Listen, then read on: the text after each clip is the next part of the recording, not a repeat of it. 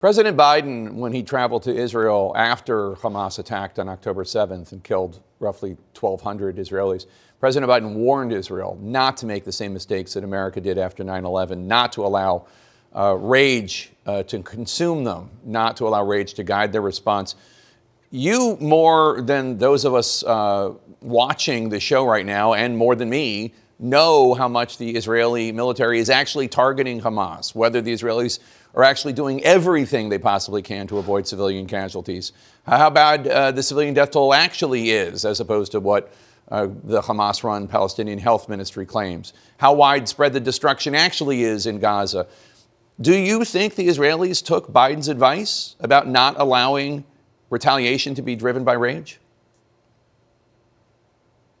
What I can say about this is it's not an assessment that can be made based on a snapshot at a particular moment. This is an ongoing conversation between the United States and the government of Israel. And when there are incidents that take place, like the one that you just mentioned, that raise concerns, that suggest possibly that there has not been enough care taken about innocent Palestinian lives, which, you know, in our view are equal to innocent lives anywhere, that should go without saying, we raise those concerns directly with the government of Israel. The president has raised those concerns directly with the prime minister. So for us, it is less about a real-time assessment and much more about an ongoing process to try to steer things in the best possible direction, including for whatever combat remains during the course of this conflict. We believe the government of Israel should draw lessons based on how the operations in the north have gone and apply those lessons to wherever it takes this conflict going forward. A growing number of House and Senate Democrats are pushing for the administration to put conditions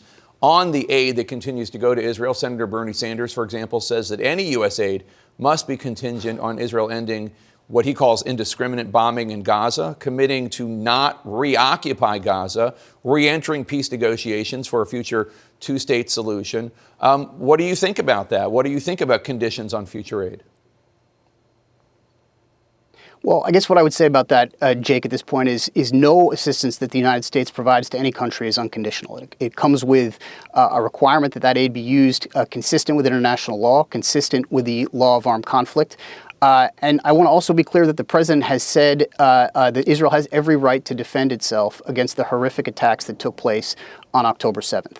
That is every country's right. That is certainly Israel's right. And we are not only supporting that right rhetorically, we are, as you said, providing assistance to Israel so that it can do that in the most effective possible way.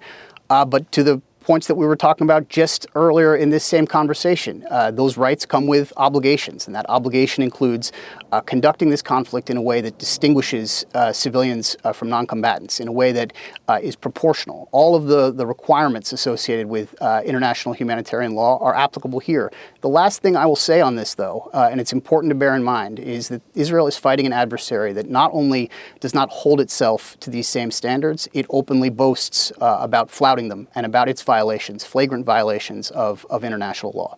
That does not diminish Israel's obligations, but it is a facet of this conflict that makes the challenge extremely daunting.